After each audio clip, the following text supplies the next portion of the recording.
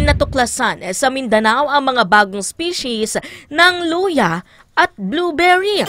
Sa mga probinsya ng Zamboanga del Norte, Surigao del Norte at Surigao del Sur, natuklasan ng 5 botanist ang bagong species ng luya na may scientific name na Etlingera lacerata naive.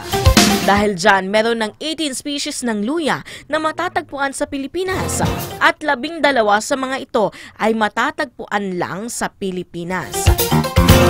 Samantala, isang bagong species ng blueberry ang natuklasan naman sa Mount Apo. May scientific name ito na Vaccinium fallax. Pero paalala ng DENR, parehong critically endangered ang mga bagong species ng luya at blueberry dahil nakikita lamang ito sa iilang lugar.